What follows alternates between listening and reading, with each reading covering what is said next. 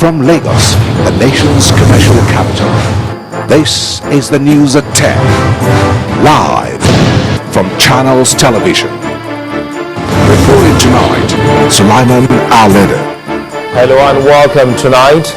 Lagos High Court sentences man to death by hanging for killing his wife.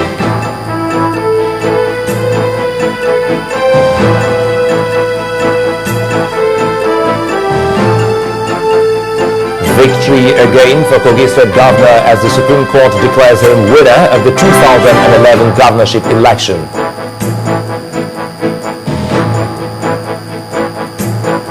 National Universities Commission denies allegation of favoritism in the accreditation of courses in universities.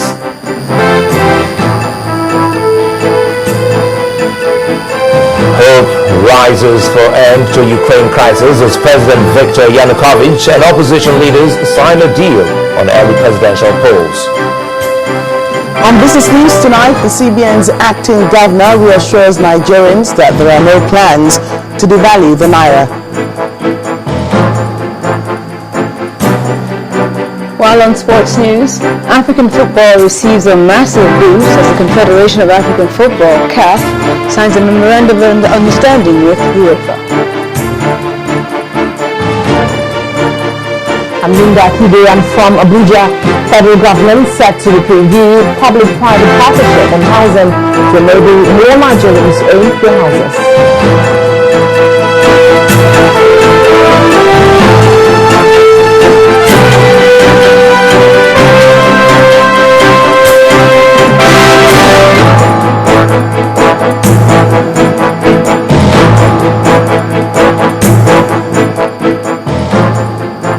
We begin tonight in Lagos, where a high court sitting in Ikeja has convicted and sentenced to death Akolade Arowolo, the accused killer of his banker wife, Titilayo Arowolo.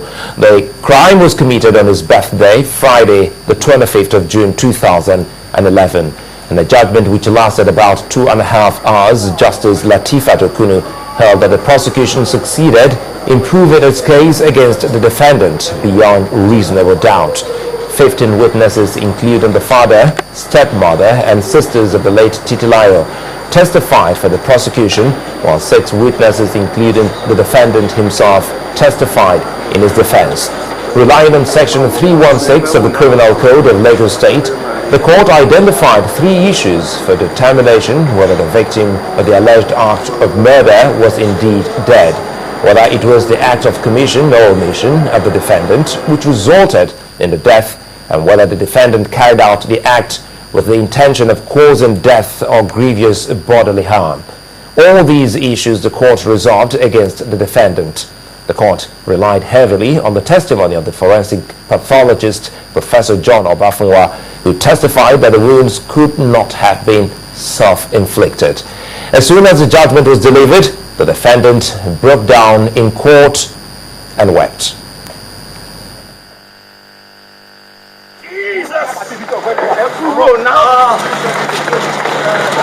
Jesus set me free.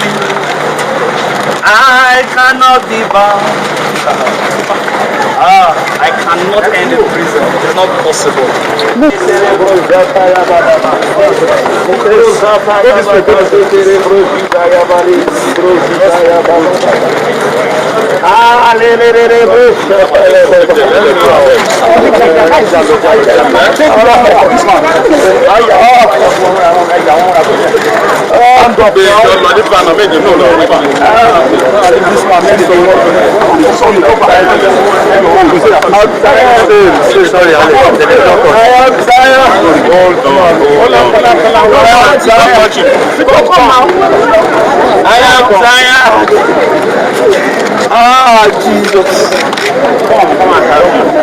Jesus.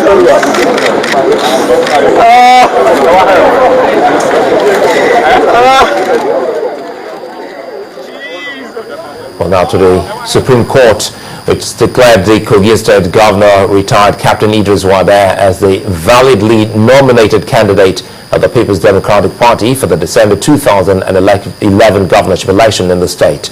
A member of the party, Mr. Jibrin Echocho, had challenged Wada's emergence as the party's candidate, claiming that he had been elected as the candidate of the PDP in an earlier primary of the party. The justices of the Supreme Court dismissed Mr. Echocho's appeal, declaring that Governor Wada was legally nominated as a candidate of the PDP in the 2011 election. Jubilation at the premises of the Supreme Court after the Apex Court upheld the victory of the governor, Idris Wada of Kogi State. Mr. Echocho had approached the Supreme Court to challenge the victory of Idris Wada in the Kogi State governorship election. He went to the Federal High Court to challenge the case. He lost. He went to the Court of Appeal. We defeated him. He came also to the Supreme Court. We also defeated him. And this is the final court, the Apex Court, that has decided that the man has no locus standi at all to file this case. And besides, this is not the kind of matter you bring to the Federal High Court. It's a matter for the election tribunal. So in all counts, he failed. And this is the end of the road. This is the last bus stop as far as this case is concerned. Meanwhile, counsel to Mr. Jibrin Echocho says he respects the decision of the Apex Court. The decision of the Supreme Court has just been read out, and it was a unanimous judgment. In the course of the judgment, INEC, the role that INEC played in this matter was highly criticized and condemned. And the rights of the appellant were also emanating from those condemned actions of INEC. However, the appellant has had the opportunity of ventilating his grievances, and the Supreme Court has finally determined the point of grievance that the appellant has been pursuing from the Federal High Court. The over 2 years legal battle between Governor Wada and Mr. Echocho has finally come to an end. It is expected that the judgment of the Supreme Court will afford the state government the opportunity to focus more on developmental projects for its people. Looked like a busy day in the court today. The People's Democratic Party has asked the Federal High Court in Abuja to determine whether or not 37 members of the House of Representatives who recently defected from the party to the All Progressives Congress, the APC, can initiate, move or support any motion to remove the leadership of the House of Representatives. Adopting written addresses in court, counsel to the PDP, Ustaz Usman, argued that having defected to another party, the defendants lose the constitutional rights to take part in a process in the court. But the counsel to the defendants, including the Speaker of the House of Representatives, Aminu Tambuwa, says that no judicial proceeding is required to grant permission or otherwise to anyone legally as a part of the National Assembly to decide over issues there. Decision in the matter has been adjourned to the 24th of March.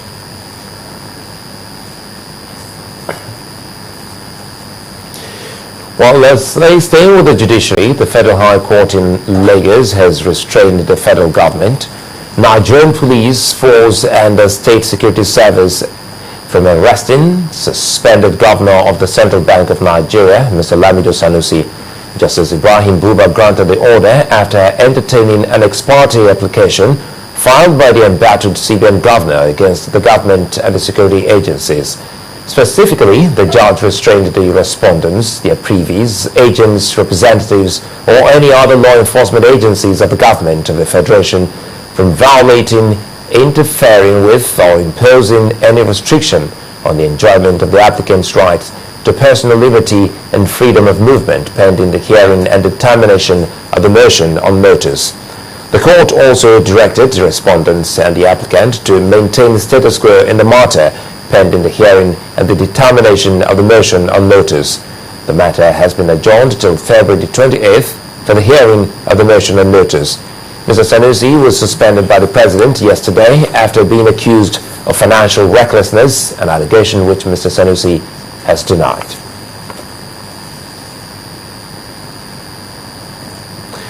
The People's Democratic Party says the suspension of Sanusi as governor of the central bank is an issue that concerns the management of the economy and should not be politicized. insisting that the party has absolute confidence in the president and supports him on this issue. The National Publicity Secretary of the party, Mr. Olisa Metu, dismissed the view that the suspension raises questions about the administration's position to fight corruption. Less than 3 months after he was asked to resign as governor of the Central Bank of Nigeria by the president, Sanusi Lamido Sanusi, accused of alleged financial recklessness, was suspended by the president. While reacting to the suspension of the Central Bank Governor, Lagos State's helmsman Babatunde Fashola believes the action will not augur well with the nation's economy. Governor Fashola says investigation into the suspended CBN Governor's allegations of missing NNPC funds should have been concluded before any action was taken against him. He has lost 4 points by devaluation immediately. You see, I don't understand this kind of economic management. I don't understand it. If the man is going in June, there must be a sense in which the messaging about executive tampering with the independence of the central bank has economic consequences for investor positioning and so on and so on. And there must be a sense in which perhaps it might have been tactful to let these things just slide away. You know, and this is not a suspension, it's a sack, really. Because I think the story out there is that an audit of some sort will be carried out. It is only when that kind of audit is concluded that we can know whether the man acted responsibly or not. Now, so if before the audit is concluded, you sack the man, what message are you sending about corruption and those who want to blow whistles about corruption? The message you are sending them is that it is better to keep quiet about corruption. And the People's Democratic Party is giving all its backing to the president, insisting that the party has absolute confidence in the president and supports him on this issue concerning the suspension of the CBN governor. The National Publicity Secretary of the party, Mr. Olisa Metu, dismissed the view that the suspension raises questions about the administration's position in the fight against corruption. If I read the statement very clearly, I mean, it said that he's been under investigation. If I'm being under investigation, I try to be a whistleblower so that Nigerians will have sentiments and they will scream. It's because I'm trying to be a whistleblower. I mean, it depends on the corruption they are talking about. Is it the corruption, or what is the alleging, or the one that he's been that they put out the statement that he's been investigated for? So it depends on what you're talking about. Why you're condemning it, you can be praising it. Some people are praising it that the government is fighting corruption and that they're serious about the investigating corrupt activities going on in central bank under his tenure. So it depends on how you look at it. Strictly, this is about the management of the economy. This is something to do with the stability of the nation. If he has nothing he's not hiding anything, he should put out a statement and say that I didn't do anything. But look at the statement that the federal government is quite weighty. It's not something that you can dismiss. Claims about doling out money. I mean, this is not the first central bank governor. We have central bank governors in the history of this country, and none has been this loud. None has been involved in politics. None has been involved in terms of dramatizing activities and everything. It's not the first. In part 2, after the break, National Universities Commission denies allegation of favoring some universities in the accreditation of courses. That's in a moment. Stay with us.